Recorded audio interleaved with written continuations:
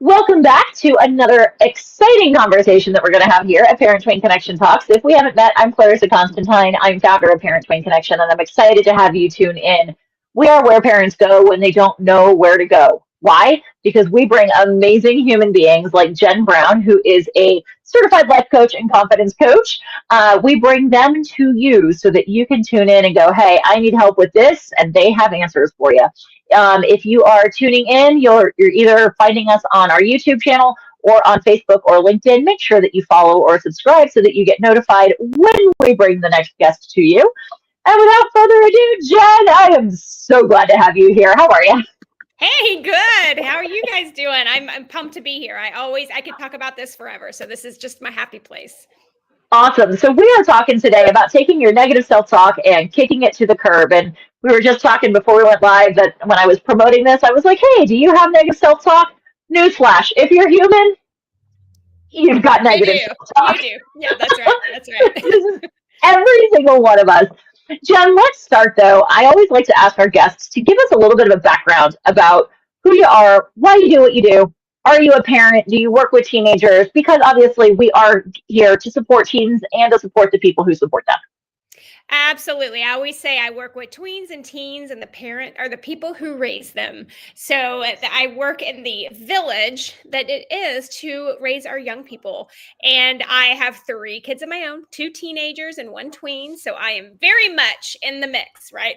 And I came into coaching as a former educator. This was something that I have always been drawn to, is working with this younger generation because they're so funny. They're so fun. They're so just light. And just bring the fun, right? And so, but then we had a 5-year trauma hit where my oldest was diagnosed with cancer. My youngest had shaken baby syndrome with the caretaker. And then my middle had a seizure disorder. So we got slammed. We got thrown to the ground. And when we picked ourselves up and everybody's doing great, everybody's doing healthy, I thought, you know what? I've got something bigger to do. And that's when I went into coaching, and my world has evolved over the last almost 3 years. That's awesome. All right. So let's just dive in. Negative self-talk. If you're human, you've got it. But why? But why? Our brains want to protect us, right? This goes back to the cave days where it's like you're out and you're looking for the bear. You're looking for the lion, right? And our brains want to protect us. So I don't look at it as just somebody being in your brain being mean to you. You're not trying to beat yourself up. You're trying to keep yourself really safe in this tight little bubble that you won't get laughed at, you won't get pointed at, because that happened to you when you were little.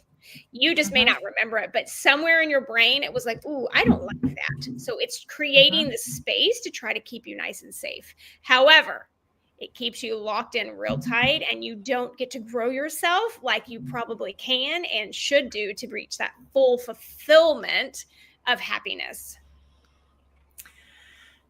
Evolution. How have our brains not evolved beyond that? We don't have to fight lions and tigers and bears, but you're right. We do have people who say and do things that are unkind along the way. And then we adopt those. And if we hurt ourselves first, then we've got a tougher skin if they try to hurt us, right?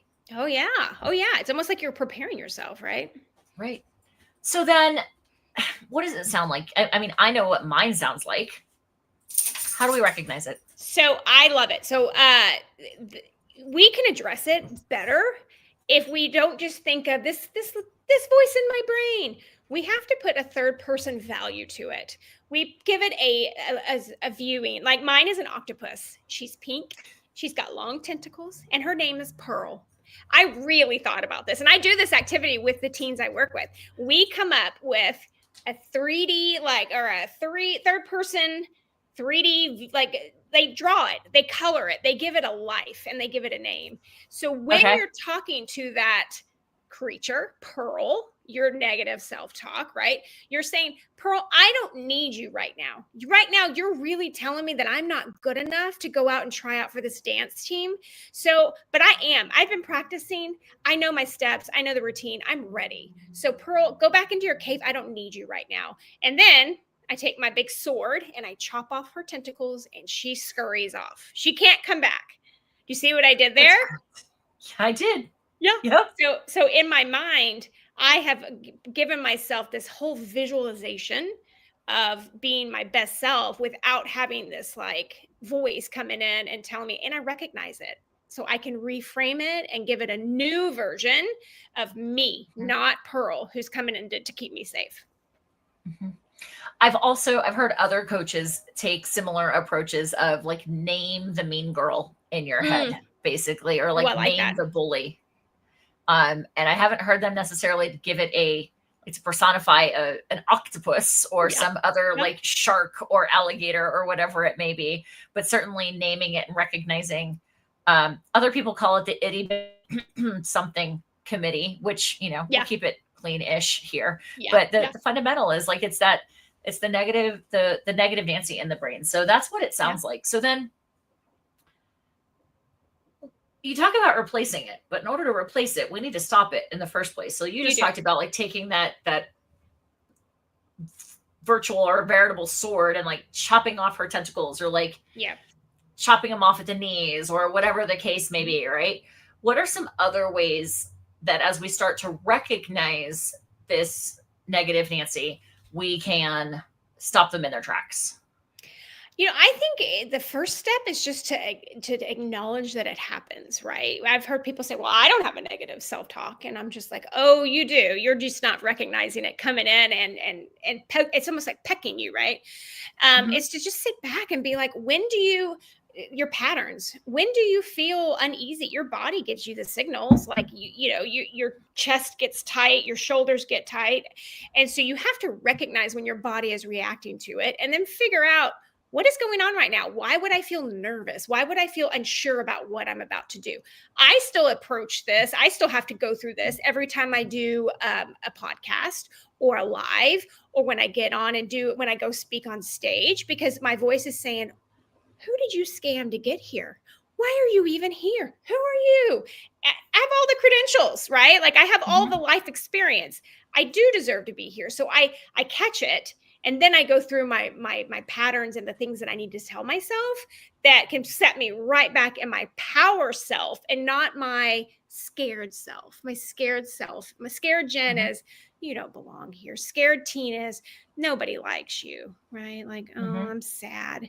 When power Jenn and power teen and power Clarissa can say, oh, absolutely not. This is where I belong, and I can't wait to kill it. So my perspective is just having to acknowledge it and then kind of wipe it away. It takes practice. I don't want to make it sound easy. It takes a lot of practice. It does. It takes a lot of attention. I mean, I've been doing a lot of this kind of work for 25 years, and the negative Nancy still filters in periodically. So then once we've gotten rid of it, like you talk about replacing it, I almost find that harder sometimes, because I give myself, it's like, what do I replace it with? Because my brain, if I like, okay, you don't belong here. No, wait, I do belong here. Sometimes my brain can't make that shift. And I know I'm not alone, right? To go from one belief to the exact opposite belief. My brain's like, you're lying to me, and that's BS or whatever, Right. So like, what's your recommendation of, we've cut it off at the knees, as it were. How do we take steps toward bringing in that positive? I always say when I work with anything is to grow by 1%. It's not you're not going to step out the next day and just be this like sass monster that's like twirling the hair and, walking out with the best of them. Right.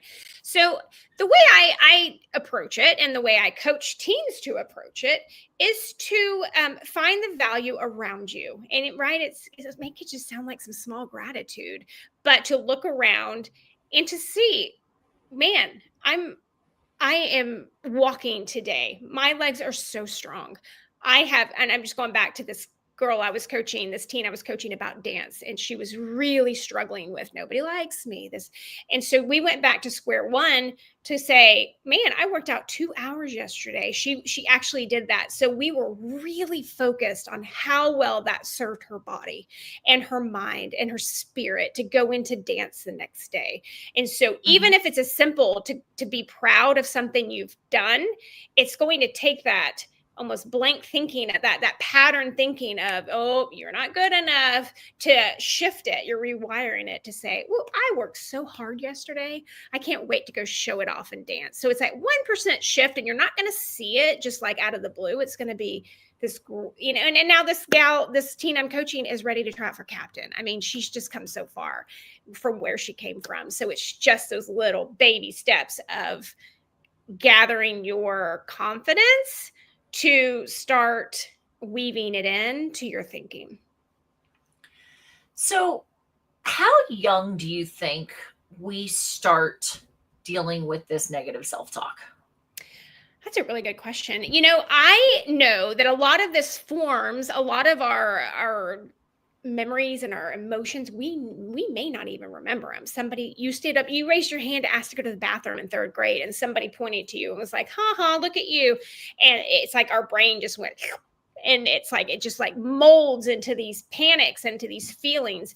I think it just starts, as soon as our memories can kick in. I think our brain is always on from the second we are in the womb to being born.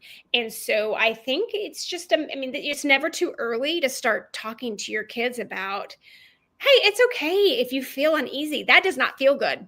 That does not feel good for somebody to point and laugh at you. But you had to go to the bathroom, and it's okay that you raised your hand, and just kind of laying it out with almost acknowledging the facts that happened.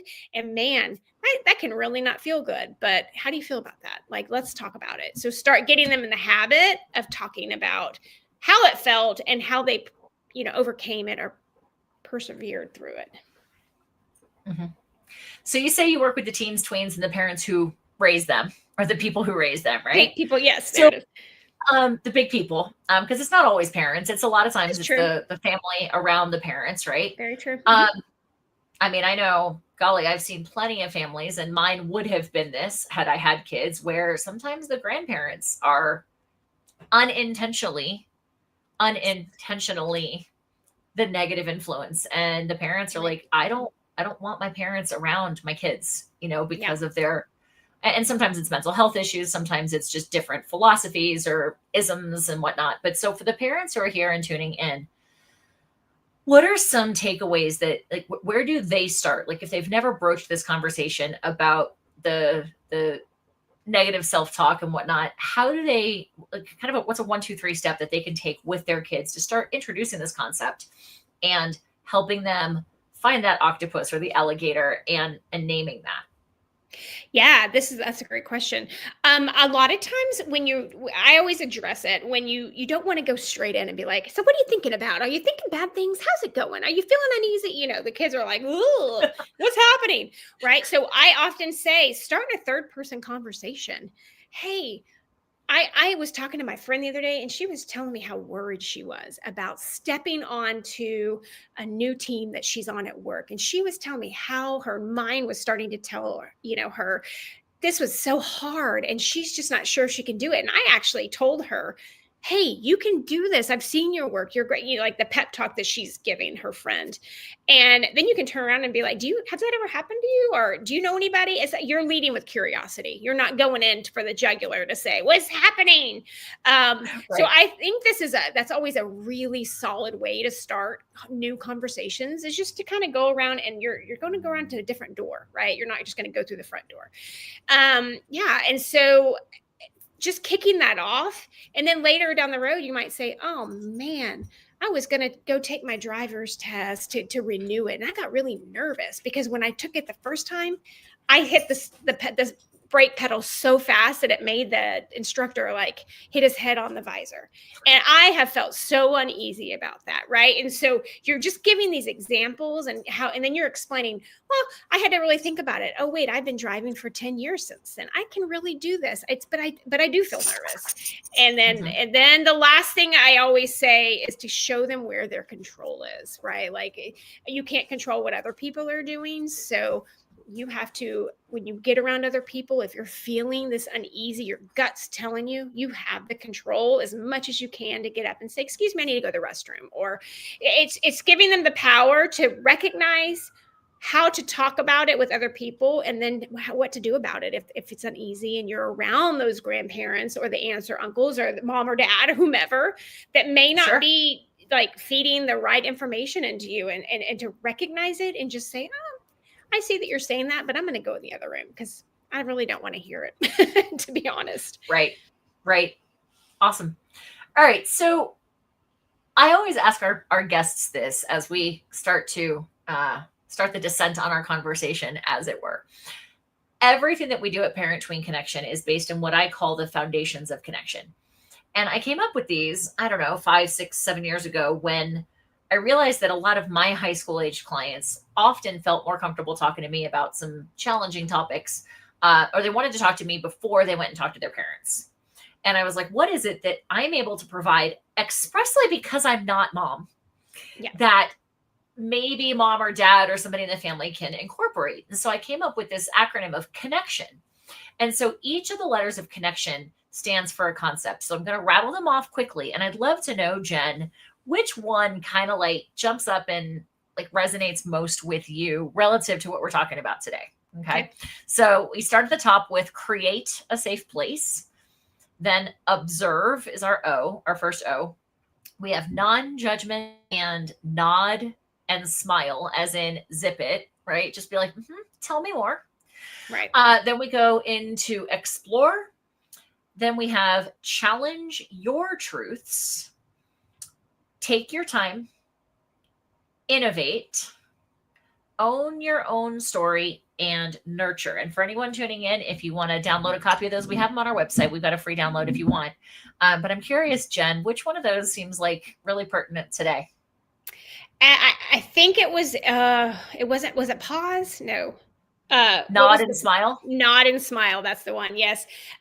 Always is a safe bet, because our natural instinct is to go off what we know and what we did as parents or as caregivers. And it's not our story. It's their story. So to pause and just to say to yourself, what can I do next that's going to continue this conversation, instead of, oh, I get to teach them a lesson. Oh, yes, I've been waiting all day for this, right? No, you're going to wait, pause. I think there's always that advantage and that perk that comes with just that little bit of think time. And it allows them to kind of finish their thought. They're also like processing. So that's my favorite. I love that one. That's great. I really like how you put that, of like, what can I do to continue to keep the conversation going, to keep them talking, as opposed to I'm going to jump in and teach them something. Yeah. Like, I love that. Oh, good. Yeah, me too. I think it's super helpful. Awesome. All right. So we are going to wrap up this portion of our conversation. Like I said to the folks tuning in, wherever you're finding us, whether it's on Facebook, LinkedIn, or YouTube, make sure to click follow or subscribe so that you get notified next time we bring a fantastic professional in to have tidbits of insight. Jen, if folks are interested in learning more about you or about the coaching that you offer, where can they find you? That's right. So you can find me. I mean, look, we're all in the age of social media, right? Jenn Brown Coaching on Instagram, Jenn Brown on Facebook, and then JennBrownCoaching.com is my website. And I just actually became certified as a Clifton Strengths coach, which I am loving. So that's something that I offer to groups and workshops and leadership groups. That's really kicking off. So if you have any interest, reach out. I'd love to chat. Fantastic. All right. And if you are not yet a member of Parent Tween Village, I encourage you to visit our website at parentTweenConnection.com/Parent Tween Village to learn a little bit more about it. It is our family community. We are all about community and education.